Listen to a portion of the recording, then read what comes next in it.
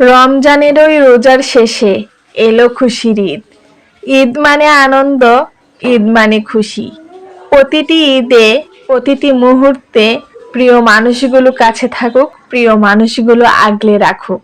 প্রতিটি ঈদ হোক পরিবারের সাথে, প্রতিটি ঈদ হোক প্রিয় মানুষের সাথে।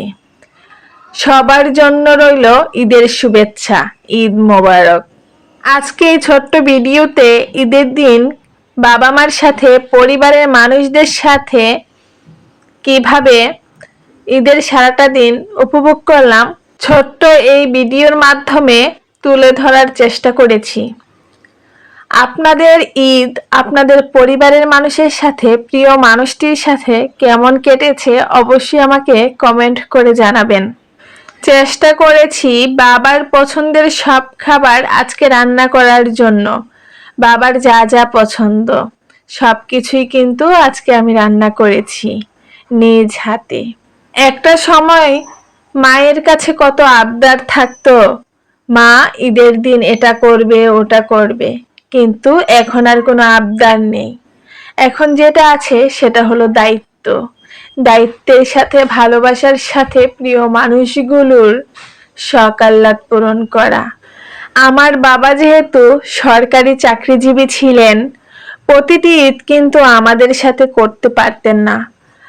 মা আর আমরা 3 বোন একসাথে ঈদ করতাম, কিন্তু বছরে যখন কোনো এক ঈদে বাবা ছুটিতে বাড়িতে আসতো, ঈদের আগেই মনে হতো যে আমাদের ঈদ শুরু হয়ে গিয়েছে। ঈদের দিন সকালে কার আগে কে গোসল করে রেডি হয়ে বাবাকে সালাম করে সালামি নিব, সেটা ছিল একটা প্রতিযোগিতা।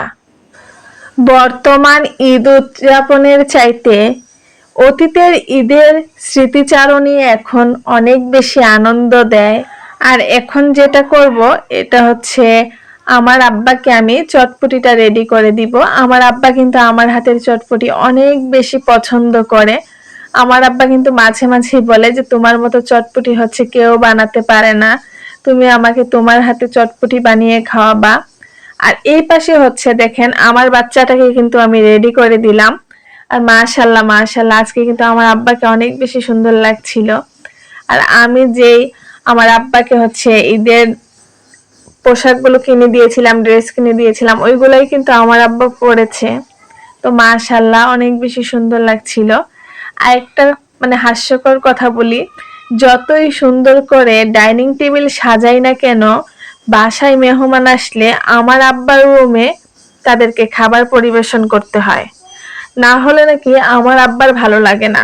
বলে যে তোমরা ডাইনিং এ কি না কি মেহমানকে খাওয়াবা, আমি তো দেখবো না, আমার রুমে এনে তারপরে হচ্ছে মেহমানকে খাবার দিবা। তো আজকেও তার ব্যতিক্রম হয়নি। আমি হচ্ছে আমার আব্বার রুমেই হচ্ছে খাবার দিয়েছি। এখানে হচ্ছে আমার মামার বাড়ি থেকে ছোট মামা, তারপরে হচ্ছে আমার ছোট মামা নিয়ে এসেছিল। তো সবাই মিলে অনেক কথা বলছিলাম, খাওয়া দাওয়া করছিল সবাই একসাথে। আর এদিকে আমি একটু শুট নিয়ে নিলাম সবার।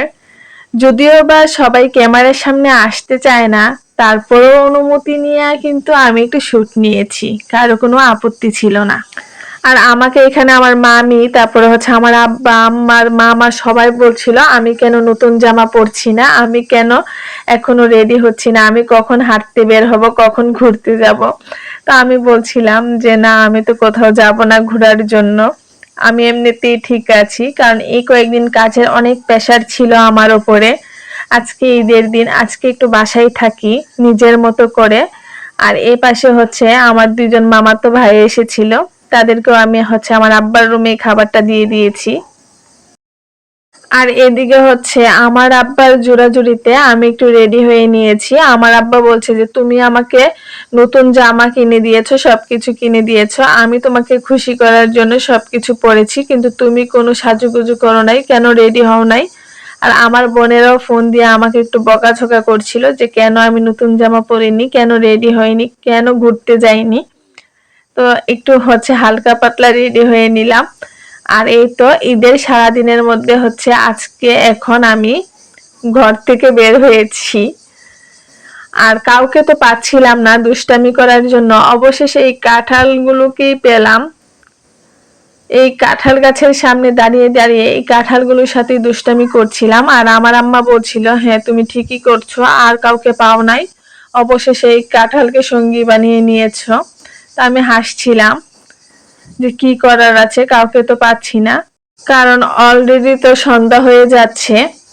আর এখন কার বাসায় যাব, একটু সাজুগুজু করেছি, তাও আবার হচ্ছে পরন্ত বিকেলে, কারো বাসায় যাওয়ার মতো না। আর সন্ধ্যাবেলায় তো কারো বাসায় যাবও না। তবে অনেকবার আমার মামি হচ্ছে আমাকে অনেক মানে রিকোয়েস্ট করেছিল মামির সাথে মামাদের বাড়িতে যাওয়ার জন্য, কিন্তু আমি যাইনি। আমি বলেছি পরে একবার যাব।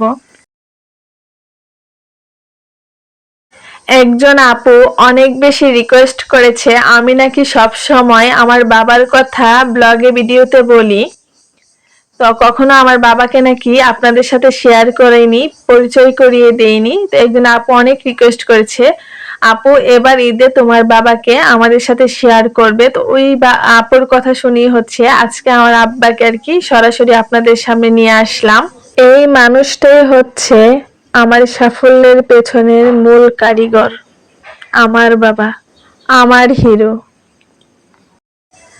আমার বাসায় একজন কাজিন এসেছে, তো আমরা দুইজন হচ্ছে একটু বসে একটা মুভি দেখছিলাম, কিন্তু মুভিটা একটু শান্তিতে দেখতে পারছিলাম না, মানে একজনের পর একজন আসছিল, তো বারবার উঠে গিয়ে হচ্ছে তাদের সাথে কথা বলছিলাম, একটু সময় কাটাচ্ছিলাম। কিন্তু মুভিটা যেহেতু একটু সুন্দর ছিল, তো চাচ্ছিলাম নিজের মতো করে একটু সময় নিজের জন্য উপভোগ করা, এই আর কি।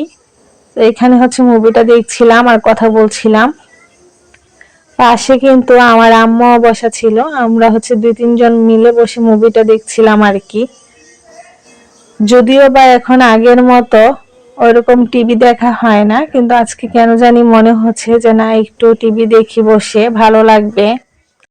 আমার 2জন বান্ধবীও কল দিয়েছিল, দিয়ে বলতেছে তুই আয়, আমরা সবাই মিলে একসাথে কোথাও ঘুরতে যাই। তো আমি বলেছি যে না, আজকে ঈদের দিন আর কোথাও বের হব না, কোথাও যাব না, অন্য একদিন। তো সে বলছে তুই যেহেতু ঈদের দিন ফ্রি না, আর কবে ফ্রি হবি তখন তো বলবি যে না আমি অনেক ব্যস্ত, যাওয়া যাবে না, তোকে আমরা ভালোভাবেই চিনি, আজকে ঈদের দিন যেহেতু তোর কাছে সময় নেই, তাহলে আর কখনো তোর কাছে সময় হবে না। এগুলো বলে আমরা অনেক হাসাহাসি করছিলাম। আমাকে অনেকেই অনেকবার কল দিয়েছে বাসা থেকে বের হওয়ার জন্য, একটু ঘুরতে যাওয়ার জন্য, কিন্তু আমি তো বের হব না আজকে। আমার কাছে মনে হচ্ছিল যে সব সময় তো বাসা থেকে বের হই, বাসার বাহিরে আমার বেশিরভাগ সময় কাটে, আজকে না হয় পরিবারকে নিয়ে বাসায় একটু সুন্দরভাবে সময় কাটাই। এরই মধ্যে কিন্তু আমার আরেকজন কাজিন এসেছে, যাকে দেখে আমি হাসছিলাম। সে এসে আমাকে বলছে, মানে হাসাচ্ছে আর কি, যে নতুন বউয়ের মতো সেজে ঘরে বসে আছো, বের হলে না। তো এটা নিয়ে আমরা অনেক হাসাহাসি করছিলাম।